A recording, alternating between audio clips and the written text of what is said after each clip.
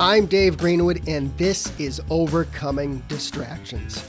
If you are an adult with ADHD, a busy professional, an entrepreneur, a high achiever, or just need some strategies to navigate your adult ADHD, you're in the right place.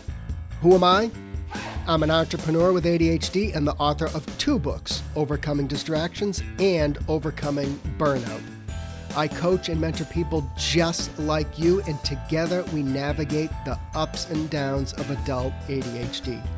From getting out of our own way to helping people just like you thrive in the workplace. That's what I do. Want more info on working with me? Hit overcomingdistractions.com. Ready? Let's get to today's podcast. Hey gang, what's going on? It's Dave. We're back. And every time we talk about executive functions here on the podcast, we get a lot of responses. It's something that seems to be on your minds quite often. And let's face it, executive functions kind of rule our lives, right? So it's really important for us to figure out how to get them working in our favor, right?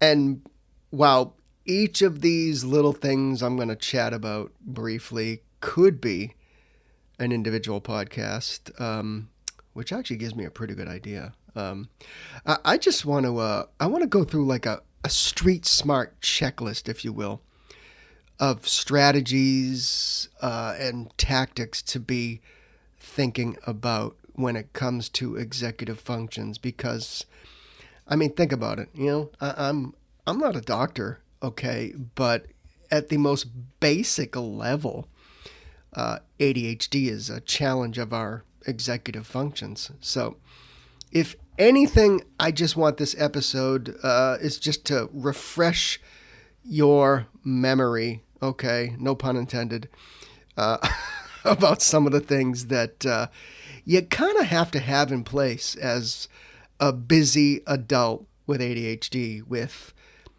family, kids, responsibilities, a busy, demanding job. Because I think when we really get a handle on these, I think you find that it's, can be a game changer as far as I'm concerned. So, but I think when we talk about executive functions, in my humble opinion, it's either improving them or compensating for a lack of our executive functions, because let's face it, our brain is our brain, right? There's maybe science to say we can change our brain, but at the end of the day, our ADHD is sometimes ruling our brains. So we got to put some systems and strategies and things in place to make sure that we can actually get through the day without being completely stressed out. So here's the deal. This is a reference. It's a quick list of those executive functions that we rely on so heavily. Just a quick refresher. So adaptable thinking, some people call it flexible thinking. Planning, which I know has been a challenge for many people that I've worked with one-on-one in a busy career, busy job. That's self-monitoring, kind of understanding what we do, why we do it. Self-control is a big one. Working memory, which, as you walk into a room and you forgot why you were there. I don't know if that sounds familiar, but if it doesn't, then I don't know who you are. Time management and organization. So here's the deal. I just want to go through some of what I think are some basic strategies that you can be thinking about. Again, I totally get it. This is a massive conversation, and we could probably put an entire podcast about each one of these. But, call this your kind of checklist or mini refresher segment to just get you thinking about some of these things. So these are some of the basic strategies. Number one, I think, which is massively important, is we got to have some self-awareness And we cannot improve or compensate for anything, as far as I'm concerned, unless we understand our challenges, why we do something, why we don't do something, what's in our way, how we operate. And I think self-awareness is kind of an overarching theme when we talk about adult ADHD. And you might even say that that's kind of a blanket statement about having ADHD. We got to have some self-awareness. We got to look in the mirror. For example, if you get up from your desk at work to go to do something, somebody interrupts you, and if you're like me, you'll forget what you're doing. I know this about myself, and when that happens, I kindly tell people to just hold on a moment. I even do that in the house.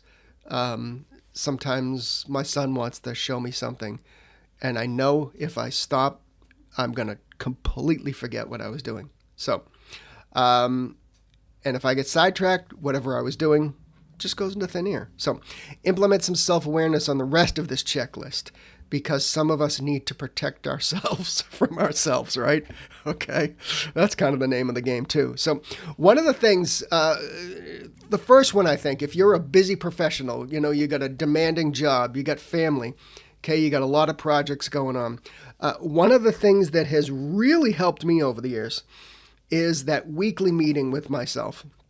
I've had a Monday morning meeting in my calendar for years, and I really suggest you do something similar. I don't care if it's Monday, Wednesday, Friday, whatever it is, because many of us never actually take the time to plan anything, and we really need to force ourselves to hit the pause button.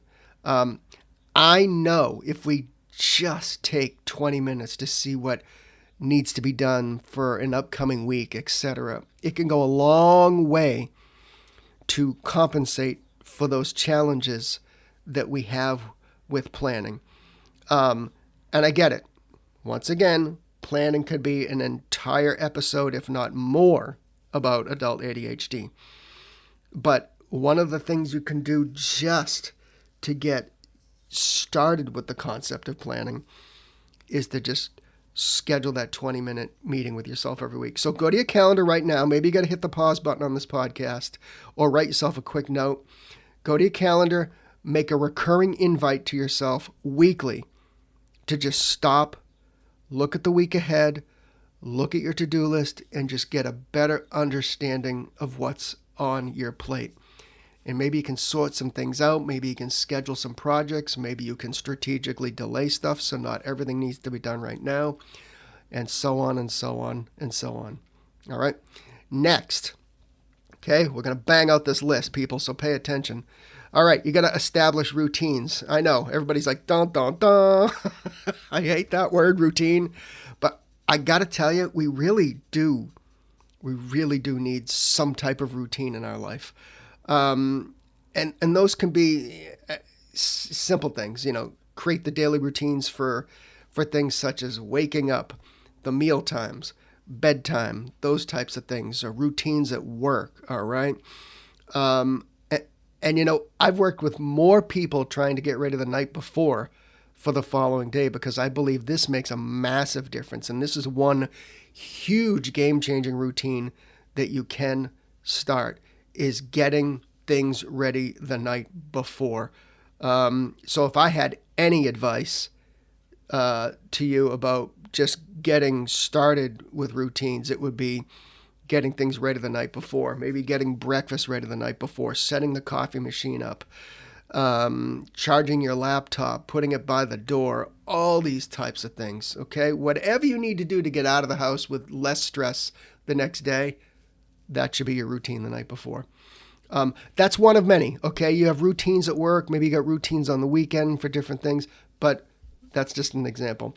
Now, I've had more comments on the podcast and reviews, people laughing at me about the advice of using alarms and reminders on your phone and other devices to prompt you to start or switch tasks. Laugh at me all you want, okay? But guess what? We need them, and we need to constantly remind ourselves that we need certain prompts to stay on track. And that may be your nightly routine. Maybe at, say 8 p.m., You have a recurring alarm on your phone that says, all right, time to set up the coffee machine, get the kids' lunches done, charge my laptop, whatever it is, okay? Lay your clothes out. Okay, again, that's one of 1,000 routines you might be able to put in place. Next, I know a lot of people that maybe have large projects at work, and I think that some people have success in just breaking things into smaller steps. So breaking down larger tasks into smaller, more manageable steps. Focus on completing one step at a time rather than becoming overwhelmed by the entire task. And I think this is also a big step in managing our procrastination as well, because we see the whole thing and then we just want to turn around and walk away, right? So if you have a project that has maybe, 8, 10 parts to it, and you check these off one by one, that can be a great motivator, okay? So my advice to you, just remember where you left off. So experiment with breaking tasks and projects into smaller, more manageable steps. Next, when it comes to executive functions, sometimes we just, that ram in our head, we just forget what we were doing. We forget what we needed to do. So using visual aids, I think, is big. Utilize your schedule, your calendars, planner. Keep track of those tasks, those deadlines. Color code it. Use different types of, symbols to what have you. Color coding, I think, is big because that really helps me. Decide whether you're going to use some paper or electronic means or other apps, and there's just a million of them out there, right? So, but use something that's visual. I got to tell you, one thing, it is the most basic thing that I've done in a long time, and I've recommended this to other people, and they've told me that it has really helped them. It's a tabletop clipboard. You put it right on your desk. You can clip, say, a legal pad or a piece of paper on it, and you can put it right next to your monitor. It's in your face, and it's $10 on like Amazon or something. So you can put it on your kitchen counter for other things around the house. You can't miss it. Well, maybe you can. All right, I'll give ourselves some credit here. Okay, but it really is a game changer. That's one of many examples. Because when it comes to executive functions, okay, keeping something in our face is sometimes the name of the game, right? All right, out of sight, out of mind is just like, that can sum up executive functions and ADHD. So some people laugh at us for leaving that trash bag on the counter to remind us to take out the trash, but guess what? It works sometimes, and if it works, then do it. Next, okay, distractions. I know we could do 20 podcasts on distractions, and I'm sure we have. And you can go back here and search for some of the many episodes we've done on distractions. But let's just kind of break this down really simple. One of the best pieces of advice I can give you is to not only name your distractions, but understand them. And I think back several episodes ago, we did 2 episodes on actually naming your distractions. Because when you name them, then you can get to work on them. Some of the other things that help us manage our distractions, again, just a refresher, make sure we have that designated workspace that's free from the clutter and distractions. You can use noise-canceling headphones. Some people like white noise, which I don't like. I like it dead silent in here, but experiment with that. There's apps, there's external tabletop things, what have you. Managing distractions, one of the things that you can do is block out those times, and it can help you kind of keep your word to yourself that you need to get something done. Because if we don't have a game plan, we're just going to get distracted, and I think you know that. Try hard not to let those other people bother you in the office when you've set those work times aside. Again, I know distractions is a massive discussion. I get it. But we have to start somewhere. We need to lay the groundwork for kind of protecting ourselves from others and from the distractions that we do to ourselves. Um, Time and energy management is also a massive topic, and we need to understand better about our energy and doing things, because when we have less energy, we're more apt to get distracted. Um, I have talked to more people that when we need to compensate for executive functions, um, we need to understand when you do your best work and follow that energy. And when our executive functions are depleted, such as late in the afternoon, it becomes more difficult to work. So, if I had to give you an overarching statement about better times to manage your distractions, it would be understanding when you work best and when you have the most energy. So, next, you can, and I know some people don't like this, I've suggested it a million times, but mindfulness or meditation, and I'll be real quick about this, but if you can just kind of calm your mind down and relax your brain and slow down the squirrels scrambling in your brain, it really does over time become easier to concentrate when you need to concentrate.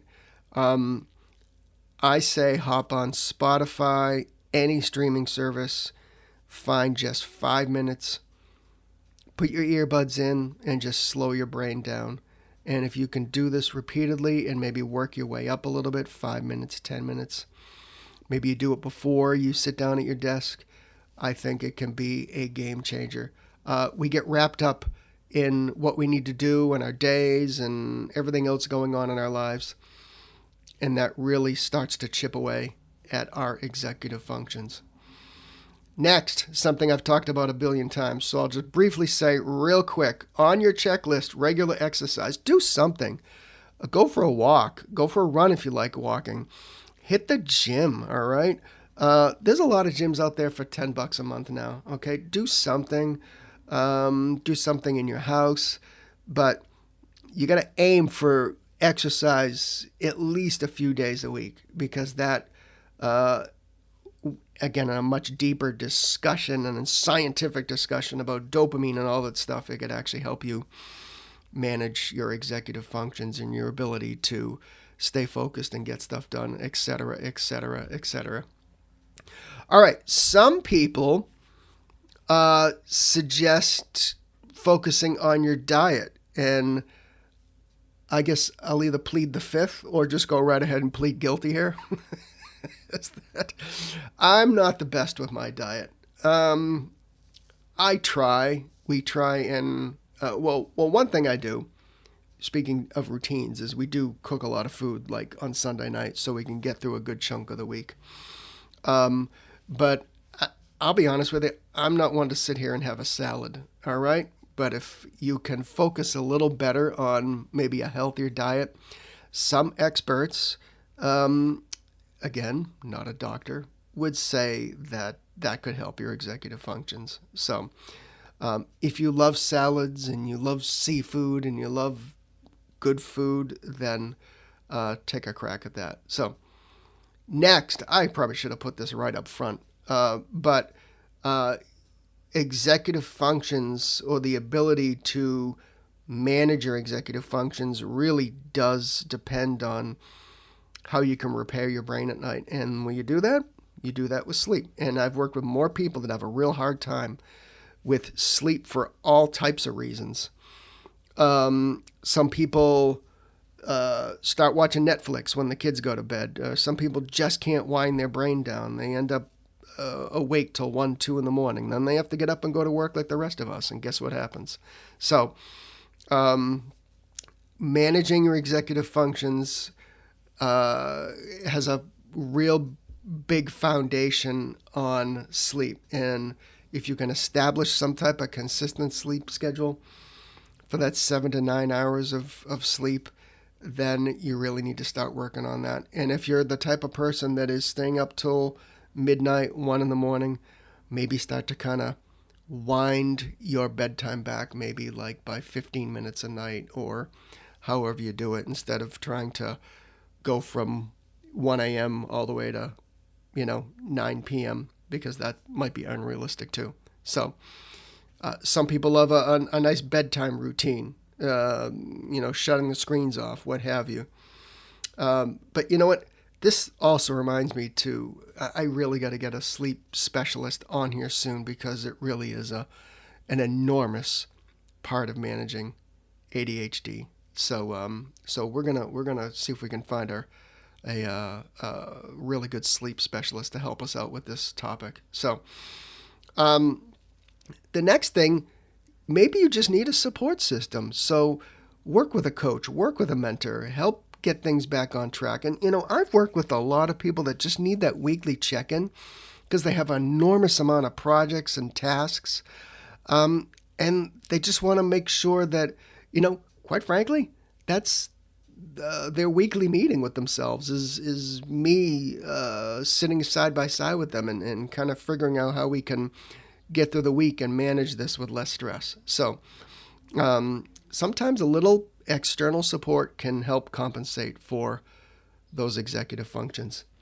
All right. And lastly, give yourself some compassion, give yourself a little bit of flexibility.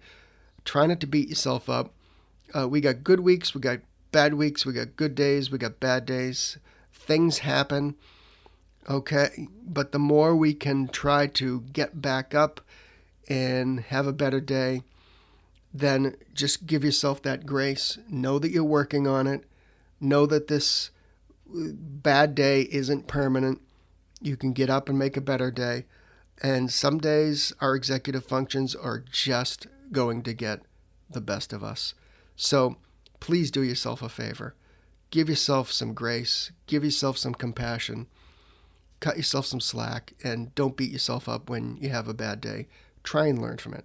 So, all right, gang, that is a quick checklist of executive functions, what we can do kind of externally to compensate for our wandering brain. So, hey, hit me up at overcomingdistractions.com. If you need that external support, I am here.